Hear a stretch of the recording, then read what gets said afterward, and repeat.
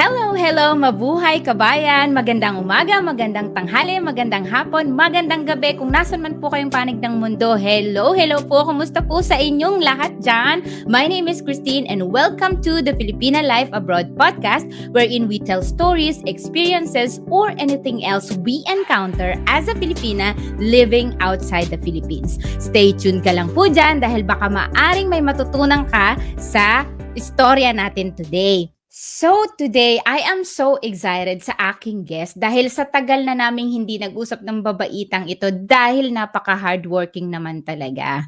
Well, hindi na po siya dito nakatira sa Denmark but we were together here in Denmark when she was an au pair as well. Isa yata ito sa pinakamabait na taong nakilala ko sa tanang buhay ko at sobrang thankful ko dahil isa siya sa mga personal kong kaibigan until now. And wag na nating patagalin pa ang ating nurse na taga Norway na ngayon. Let's all welcome Marielle! Hello. Hello, Marielle! Natawa ako. Diba? Hello, Tita Marielle. Hello. Ang ganda Long naman. time no talk. Charot. Oo nga. Ang tagal nating hindi nag-usap. Paano naman kasi ikaw? Sobrang busy mo sa lahat. Ikaw din, busy ka din. Oo nga. Alam mo naman, hardworking tayo, di ba? O, diba? Correct. Ay, ang ganda. Ang kinis ng mukha. Lagi naman, kahit noon Hindi. pa. Ano na yan? Kailangan magpaganda para sa'yo. Ano ka ba? You know. Thank you so much, Effort. Tita Marielle. I know naman napakalakas ko sa'yo. And thank you dahil pinaunlakan mo ako today kahit na Sure. it is your day off and talagang binigyan mo ako ng oras mo. Well, Tita Marielle, sa mga tita ang tawag kasi yung aking baby Okay dog, lang. ang tawag sa'yo, tita. Anyway, Tita Marielle, before anything else, pwede mo bang i-introduce ang sarili mo? Saan ka sa atin sa Pilipinas? Saan yung family mo? Something like that about yourself. A little intro. Ako si Marielle, taga Manila ako. Pero, yun nga, sabi nga wala akong permanent address sa Pinas, ganon. Pero yung parents ko na taga Manila. Pero lumaki ako sa probinsya sa Mindanao. Doon sa father side ko, yung tita ko yung tita ko yun ang palaki sa akin. Pero yun nga, nung high school ako, lumipat ako sa parents ko, nung nag-college naman ako, nandun na naman ako sa iba kong tita, diba? NPA, no permanent address daw. No permanent address. Pero yun nga, ano pa ba? wala na akong Nandyan ka na ngayon sa Norway, Tita Marielle. Anong trabaho ni Tita Marielle dyan? Dito yung trabaho ko dito, tawag dito, yung tinatawag nilang helsefag-arbeider. So, parang kung sa English or doon sa atin, sa Pinas, yun yung tinatawag nilang nursing assistant. Okay. So, nursing assistant, para na din nurse? Oo, parang ganon. Nagtuturok na rin ng gamot, ganun ba? Hindi. Parang masyadong lang kami, limited lang yung pwede namin gawin, kumbaga. Tapos nakadepende pa yun sa leader namin or yung boss Sa namin leader. kung papayagan kami o hindi. Okay. Si Tita Marielle medyo slang na magsalita ng Tagalog kasi wala masyado siguro siyang Pilipino na mga na mga kaibigan. Mga Bisaya. Okay. Tapos Oo nga pala. Ilonggo, tapos may Tagalog din. And then mga Norwegians na palagi yung kausap mo. Kaloka. Diba? Hindi na natin alam kung anong sasabihin na gagamitin. Exactly. Minsan nga nalilito na rin yung utak ko na Tagalog ba, English or Danish, diba? In a way, pero parang ang sarap-sarap pa rin sa pakiramdam. Buti ka nga, ako, Tagalog lang alam ko, ikaw marunong ka mag-Bisaya, diba? Marunong ka rin magkonte ng Ilonggo. Ang galing, multilingual. So, narinig nyo naman, napakatalino talaga nitong ating Tita Marielle na to. Uy, Tignan ko na nga pagtawag ng Tita Marielle na lang. Anyway, can you please tell me, Marielle, gaano ka nakakatagal dyan sa Norway? Gaano katagal? Teka lang, kasi nag 2 years ako dyan sa Denmark diba? So parang dumating ako dito sa Norway 2014. So I stayed here for 3 years. 2 years na au pair, tapos nag-student pa ako ng 1 year. Tapos tumira ako ng Denmark for 2 years din, 'di ba? Tapos after nung matatapos na yung kontra ko sa Denmark, nag-ano naman, dito na ako lumipat sa Norway ulit. Pero hindi the same city kung saan ako before. Ibang city naman to or ibang lugar sa Norway ba. So let's say mag 4 years na ako dito sa dito sa Voss. Nice. Nasa Voss, Norway pala ako. Sa Voss, Norway. Ayan. Mm-mm. And happy ka naman dyan. How about the weather? Malamig. Mas malamig ba kaysa dito sa Denmark? Yun nga yung sinasabi ko dati, nung au pair pa ako sa Denmark, sabi ko dun kay tatay ba na feeling ko mas malamig dito kaysa sa Norway. Feeling ko lang yon. Pero siguro kasi nasa southern part kasi yun nung pag nag-stay ako sa Norway. Dito sa in-stayan ko, medyo nasa middle kasi siya eh. Nasa So, Westland. pareho lang? O, Hindi, pareho mas lang malamig siya. yan yung pinakamalamig na part ng Norway? Hindi sa pa. Voss? Hindi pa kasi 'di ba hindi naman ako nasa north eh, kumbaga nasa west side or west So, part ako ng Norway. sa kahit saang parte ng Norway, malamig talaga. Oo, malamig talaga siya, Jai. Dito nung Ayun. last winter, yung pinakamalamig, negative 20 ata dito. Oh my God, para na tayong nasa Antarctica niyan. Oo. Buti man naka-cope up ka. Hindi ka naman na weather shock, hindi ka na shock sa culture. Ano ba, almost the same lang din ba ang mga Norwegian sa Denmark or ano? Almost the same lang naman sila, pero don't expect na mag-hi sila kapag nakasalubong mo. Pero meron minsan na may mga Norwegians na mag-hi sa'yo pag nakasalubong mo, lalo na kapag yung naglalakad kayo sa forest, parang ganun. Kasi ganun yung mga free ng mga Norwegians eh. Pero sa Denmark, kahit naglalakad ka lang dyan ng aso, nag-hi sila sa'yo eh. Ay talaga? So Oo. kung ikukumpara mo, if you were to choose, hindi dahil syempre nandiyan ka na ngayon sa Norway, saan mo ano yung mga taong gusto mo, mga Danish ba or Norwegian? Tayo lang nakakaalam. Hindi ko siya ma-compare eh kasi parang Okay. siya eh. Siguro depende sa personality ng tao eh. Minsan may warm, minsan may cold.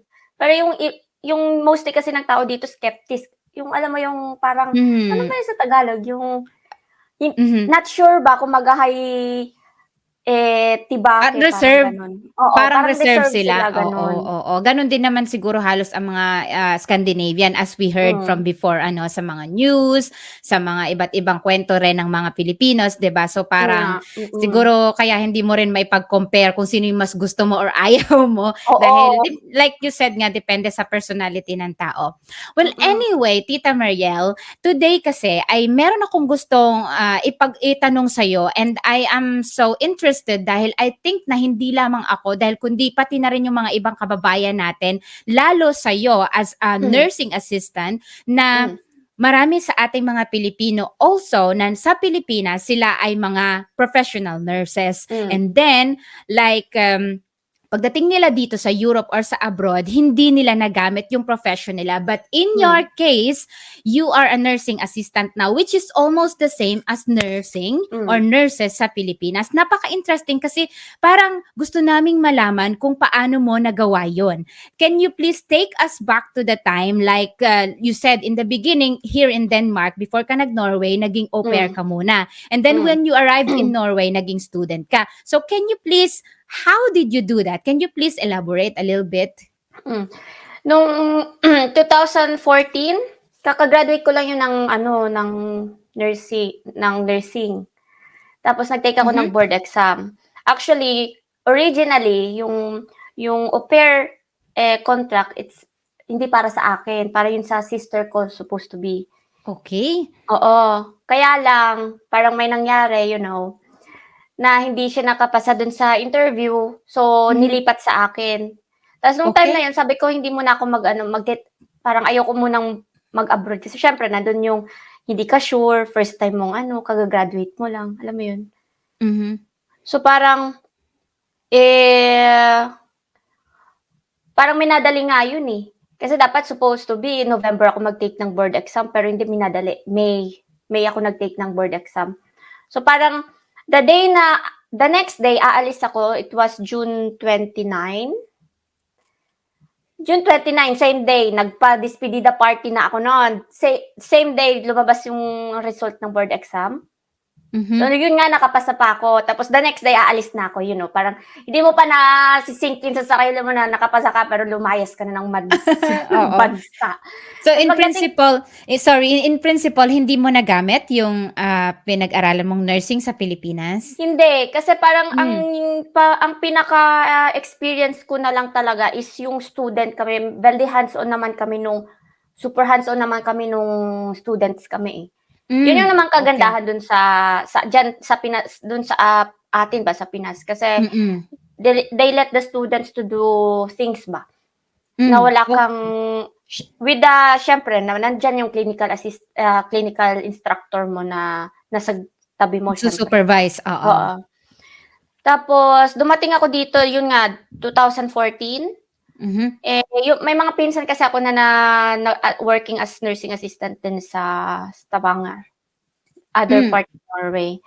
Tas may isa din akong pinsan na nurse talaga siya dito nurse siya sa Pinas tapos nurse na din siya dito sa Norway ba. Pero kasi nag-change kasi yung ano nila, yung rules katagalan kaya ayun.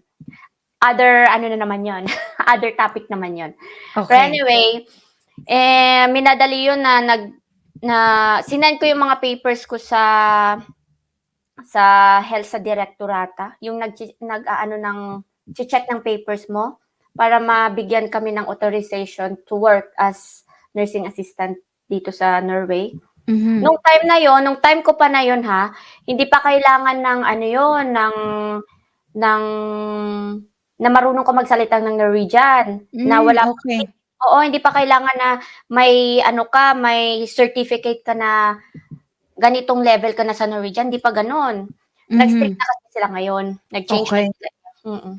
Mm. Tapos after nun parang mga 3 weeks, natanggap ko na yung authorization ko, yun nga habang nag-o-au-pair ako nag-aaral ako ng language, tapos nagpasa-pasa, pero yun nga hindi nga natatawagan, minsan natatawagan hindi ko naman naiintindihan ano sasabihin ko, 'di ba? Mhm. Tapos yun, ta's after 2 years hindi ako nakahanap, nag-student naman ako sa Bible school. Kasi kapag au pair Mhm. ka hindi ka puwedeng magtrabaho ng extra, 'di ba? You know that, Mhm. Mhm. bawal 'yun. Ta's nung student allowed kaming magtrabaho ng 20% Hmm. na normal job kapag ano ka, kapag student ka.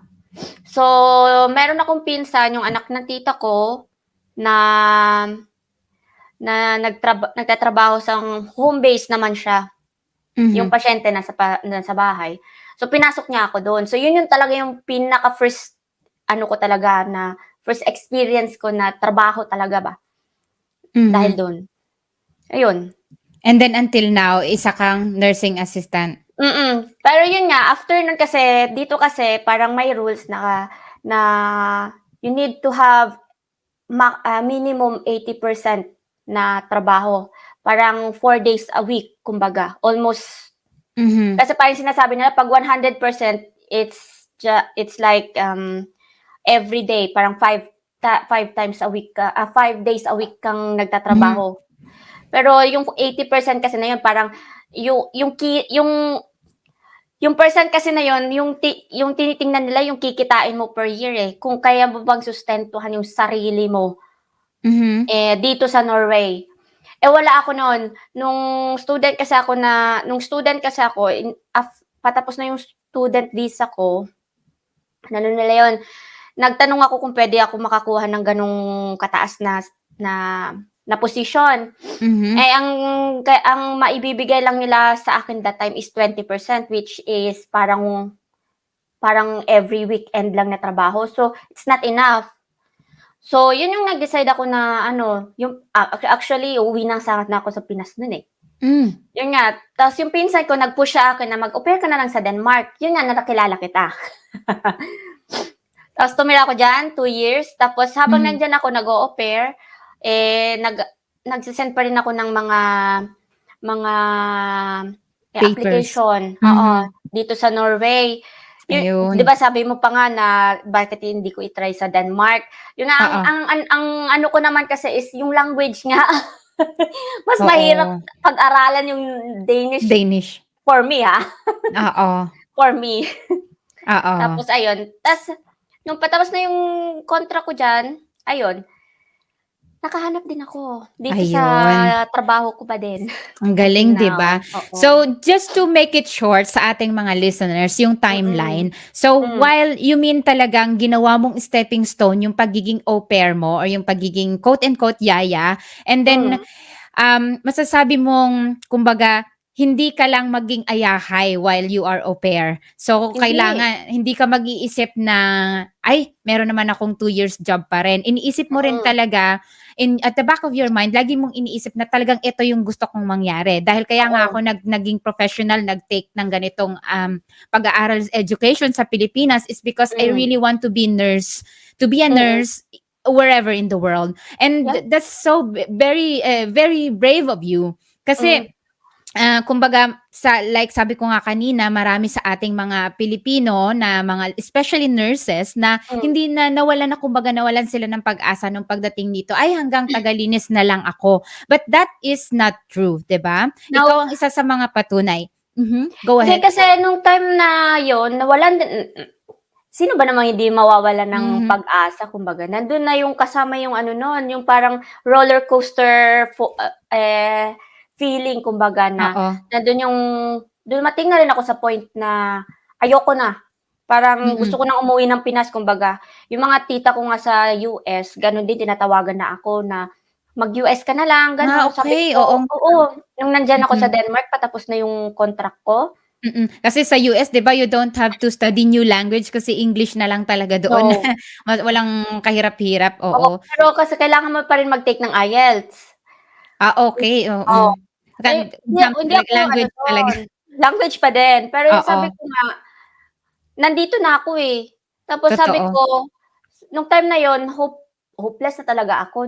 Yun nga nung Hmm, bago ako mag-Denmark, sabi ko mm, dun sa tita ko sabi ko dun sa tita ko na, "Hindi, uuwi na lang ako ng Pinas. mm, Registered nurse naman ako dun. Kuha na lang akong mm. experience tapos puwede naman ako magtrabaho sa Middle East," parang gano'n. Kaya Ayun nga, yung umiyak na lang ako nun kasi nandun na yung frustration mo, na mm, hopeless ka na, mm, ginawa mo na naman lahat, parang gano'n.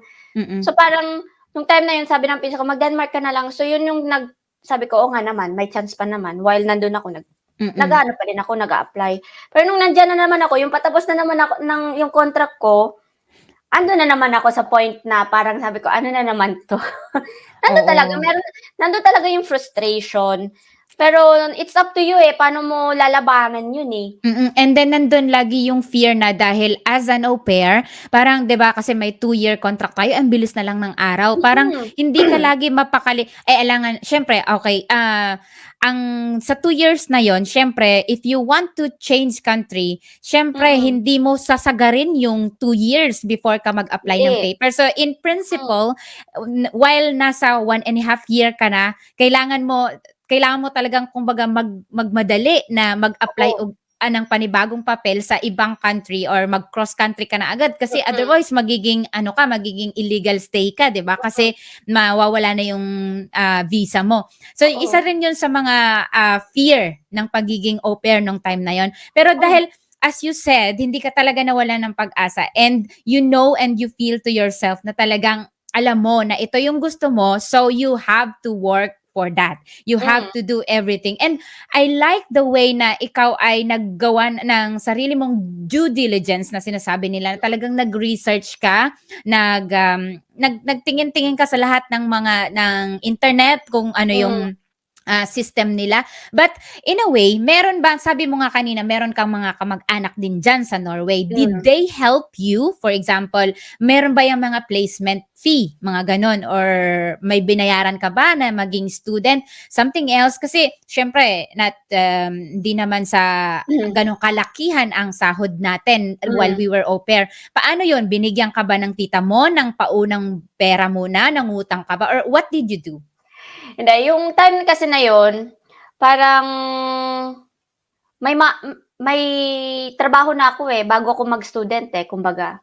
So, Mhm. hindi pa ako nagsa-start nun. So, wala pa akong wala pa akong sahod kumbaga. Mhm, mhm. Eh, yung nagpahiram sa'kin ng pera is yung asawa nung pinsan ko kasi kailangan mo ng show money. Oh, Show money okay. for that And that time parang magkano ba yun? Nasa 200 something ata yun. 200,000 pesos. Kroner. 200,000 kroners. Oo. So that how much Kroner is that in times 7? Times 5. So times 5 di 1.1 million pesos? Kailangan may ganun ka sa bank. Oh, okay. So mahirap din talaga. Ayun sa mga yeah. Go ahead, sorry. Yeah. Nay, okay lang. Tapos sabi niya, tapos kailangan mo pang magbayad ng tuition fee sa Bible school na yon. So hindi naman siya kataasan. Parang magkano ba yon? Nasa 15 ata yun. Hindi ko na matandaan. Ang ano na kasi, ang tagal na kasi. Pero more or less, wala pa sa 20,000 yung tuition fee. Pero pinahiram ako ng asawa ng pinsan ko that time. Tapos kailangan mong may address ka dito sa Norway kung mag-student ka nga. So, Mariel, in principle, kailangan talaga na meron kang quote-unquote kamag-anak or kakilala na mapagkakatiwalaan mo na nandyan na sa Norway bago ka maging student. So, parang in a way, medyo mahirap din, di ba? Kaya nga tayo abroad para maka-earn tayo ng pera. Pero and then, in a way, kailangan mo rin palang magpakita ng pera bago ka kumita ng pera. Parang ang hirap, di ba? So in a way, parang ang swerte din natin dahil merong tinatawag na au pair program na naging stepping stone natin na makatungtong dito. So kaya I'm so thankful din na yun nga naging au pair ako, and then of course ang naging parang pinaka-escape ko na lang is ang magpakasal ako. Ganun talaga Grabe ka naman. Hindi naman ganun. Ganun talaga. Iba-iba naman yung ano natin Yeah, I understand that, but well, like you are a professional in the Philippines. Ako, graduate din ako ng engineering, but it was so tough to find a job here na may kinalaman sa engineering kasi bukod nga again sa language, and then depende rin kasi sa kung ano yung goal mo. As for now, ang goal ko kasi is to get permanent to start with. So kaya tinanggap ko talaga yung ganitong klaseng job where I am now, where's cleaning. But anyway, sa'yo, talking about permanent ka na ba dyan sa Norway, or meron ka pa rin kailangang isipin na visa? Hindi, permanent na ako last year. Ayun. Kasi parang dito kasi as long na nakapag may 80% ka na trabaho, na permanent, na parang ano pa yung sa English yung past. yung parang fixed na trabaho mo. Fixed na trabaho na hindi ka na proby, kumbaga. Okay. So, but after 3 years pwede ka na mag-apply ng permanent. That's nice. Napakabilis lang dito. 8 years, di ba? Kaya nga ako hintay na hintay. Okay, that's so good to hear. And congratulations sa permanent mo. Thank you. Well, alam mo ba, Tita Mariel, ang dami ko pa sanang gustong itanong sa'yo about sa work mo. Pero we can actually discuss that on another time. At least now, ang bilis ng oras!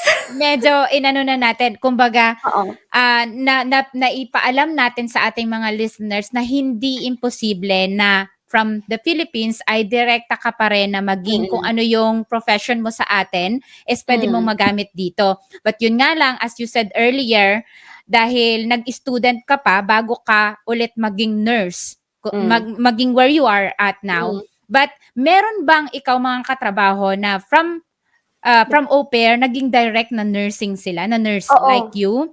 So they don't need to study like what you did, na kailangan pa magpakita ng show money, hindi na? No, may mga katrabaho akong Pinay sa workplace ko today. Ano din siya, same din sa akin, nursing assistant. Kasi nung nag-change na kasi yung what I said earlier, nag-change kasi ng rules. 10 years ago or 15 years ago, yung may pinsan kasi ako dito na from after au pair, she studied nursing or course in the university for just 3 weeks or 1 month. Tapos tapos mag-take sila ng exam, tapos magiging nurse sila pag napasa nila yon. Meron kaming nurse na Pinoy, tsaka isang Pinay din na na nurse na din dito sa Norway, which is yun Okay. yung rules na yun 15 years ago. Yung Okay. rules dito dati. Pero every year kasi nag-change sila ng Oh, ng okay. rule. Pahirap pa ng pahirap. Oo, pahirap ng pahirap. Okay. Ngayon, bago ka makakuha nung authorization as a nursing assistant, kailangan mo Mhm. may level B2 ka na na Norwegian. Norwegian Okay. tapos magte-take ka pa ng national exam nila na sinasabi, which is nung sa akin nung time ko nung dumating ako walang gano'n. Okay, Mariel. So kahit na kailangan nila ng nurses diyan, tama ba? Maraming Yeah, nangangailangan ng mga trabahador as like as you in. said nga kanina, sobrang parang work na lang yung na yung Ikaw na lang aayaw sa trabaho. ikaw na lang yung aayaw sa trabaho kasi kailangan nila ng nursing Mm, diyan. But, again, like what we have talked earlier, kailangan mo pa ring dumaan sa maraming mga butas ng karayom dahil mm, hindi lang gano'n kadali yun, 'di ba? But, hindi. well, it's not impossible, correct? So, Yes. Mariel, before we go, can you please just tell, our listeners, especially doon sa mga nursing sa Pilipinas or nurses sa Pilipinas, pumunta dito sa Europe as an au pair, and how to be you.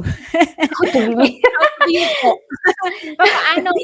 Can you please, like, tell us some words of wisdom na wag mawalan ng pag-asa, you've mm, been there, done that. So, mhm. can you please, give us some words of wisdom? Anong dapat gawin, ano ang mga hindi, para maging tulad mo at magamit din nila yung profession nila from the Hindi, Philippines? nung ako kasi parang nung time kasi na yun dumaan din ako diyan, kung ano-anong mga pinasok kong trabaho dati. Naglinis din ako nung student ako, habang may trabaho na ako sa nursing home no'n, dalawa ng trabaho ko no'n, sa nursing home tsaka yung sa home base nga na nagtatrabaho pa rin ako ng babysitting, ta's linis talaga kahit kulang na nga lang, alam mo yung from night shift to school, tapos magbe-babysit ka pa after, parang ilang ilang hours naranasan ko lahat yon.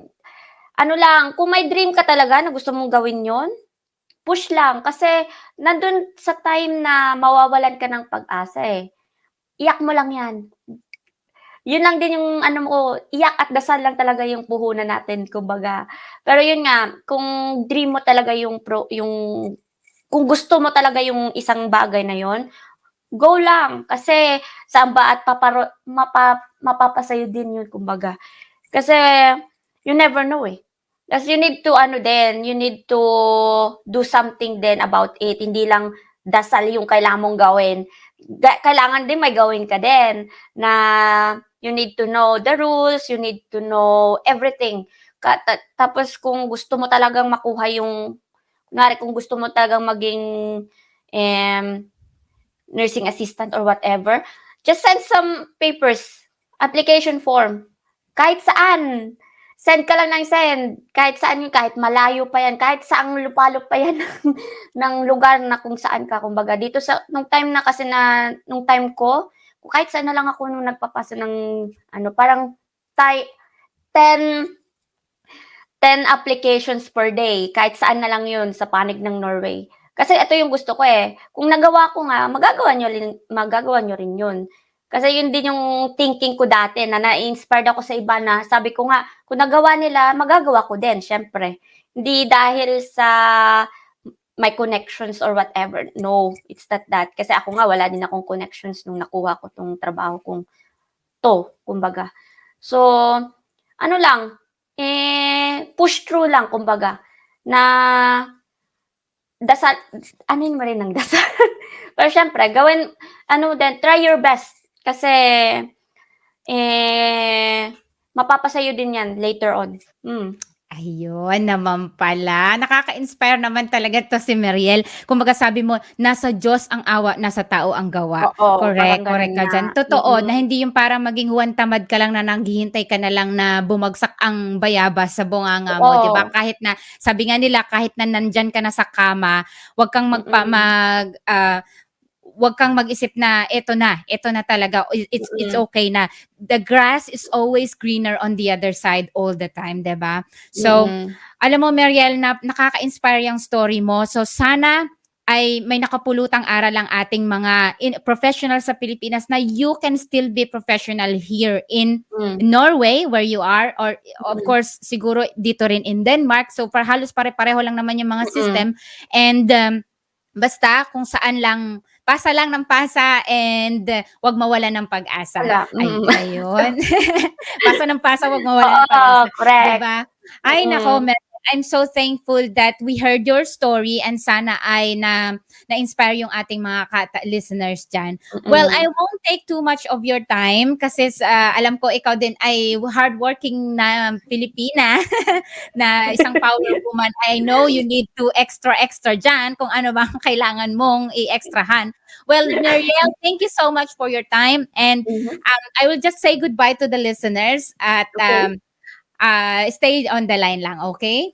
Ayun, maraming salamat sa iyong kwento, Tita Mariel. Ayan, ako, sobra po akong thankful dahil merong isang tulad ni Mariel na naglakas ng loob na makarating dito sa ibang bansa, na kahit na hindi man niya nagamit yung pinag-aralan niya sa Pilipinas, pero she's a professional, she has a license, and she graduated, educated nurse in the Philippines, at dito nagamit niya ito pagdating dito. So kahit na marami mga dumaan sa butas ng karayom ang mga pinagagawa niya, ay hindi pa rin siya nawalan ng pag-asa. And as you see now, nakamit na niya kung ano yung gusto niya sa buhay. At next time naman ay gusto kong malaman kung ano ang love life ni Tita Mariel. Ayan, sabi nga niya kanina, you don't need any connection. Hindi mo kailangang magpakasal para lang makapag-stay dito kung nasaan kami. So, ayan, sana po mga kababayan ay may natutunan kayo. Next time naman po ay alamin natin ang kwento ng kanyang love life. Meron din po siyang apam. Meron nga ba? Ay, ni-reveal ko na kagad. Well, anyway, maraming salamat po sa inyong pakikinig. Sorry po kung hindi ko na natanong si Tita Mariel kanina, but anyway, I will just flash on the screen ang kanyang, kung meron man po kayong katanungan sa kanya, you can find her on Facebook and Instagram, Mariel Aganan Bernabe. Ayan po, napaka down to earth po ng taong yan, mahiyain, as you can hear earlier. Pwede nyo po siyang tanungin ng lahat ng bagay, basta wag nyo lang po siyang tanungin ng pera. Kasi yan po ay mapag-ipon din ang tao na yan ng hardworking. Well, anyway, yes, maraming salamat po sa inyong pakikinig today. If you wanna get in touch with me, you can find our Facebook, subscribe to my YouTube channel, find me on TikTok and Instagram, everywhere else, at magkukwentuhan naman po tayo ng Pilipinas Life Abroad. Hanggang sa muli po, at maraming salamat sa pag-tune in ninyo, and have a nice day. Bye!